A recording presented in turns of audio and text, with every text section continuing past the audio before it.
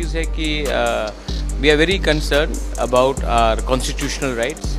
और हमारे जो इंडिजिनस लोग हैं वो 6 शेड्यूल एरिया में जो रह रहे हैं, हमारे ज़मीन, हमारा फाइनेंशियल ऑटोनॉमी, हमारी पॉलिटिकल रिप्रेजेंटेशन और हमारे जो नेक्स्ट जनरेशन का भविष्य है उसको अगर हमें सिक्योर करना है तो आज हमें एक आवाज़ में बात करना चाहिए। हमारी प्रॉब्लम्स एक ही हैं, हमारी ज़मीन में बहुत एक्सप्लॉयटेशन हो रहा है, हमारे लोगों को एक अच्छा भविष्य नहीं मिल रहा है, और अगर हम चाहते हैं कि हम अपने नेक्स्ट जनरेशन को कुछ दे सके तो इट्स इम्पोर्टेंट दैट आज हम लोग बैठकर अपने पर्सनल डिफरेंसेस को हटाकर अपने कम्युनिटी के भविष्य के बारे एक आवाज़ में बात करें, और ये आवाज़ हम तब गवर्नमेंट ऑफ इंडिया के पास ले जाएं। सब लोग हैं मतलब all states are being represented, लेकिन हमारा एजेंडा एक ही है, to constitutionally secure the future of all the indigenous people,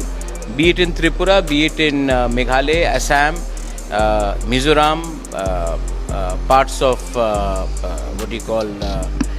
all the I mean जहाँ भी हमारे 10 जो 6 शेड्यूल एरियाज है, to constitutionally secure our rights. और जो बांग्लादेश में अब हो रहा है, इतना डिस्टर्बेंस है, अगर आज हमने इंटरनल पॉलिटिक्स बांग्लादेश का देखा है तो और भी ज़रूरत पड़ता है कि हम इलीगल माइग्रेशन को रोकें, इलीगल इन्फिल्ट्रेटर्स को रोकें और अपने ज़मीन को कॉन्स्टिट्यूशनली सुरक्षित करें। Land rights, political rights and financial rights is a must.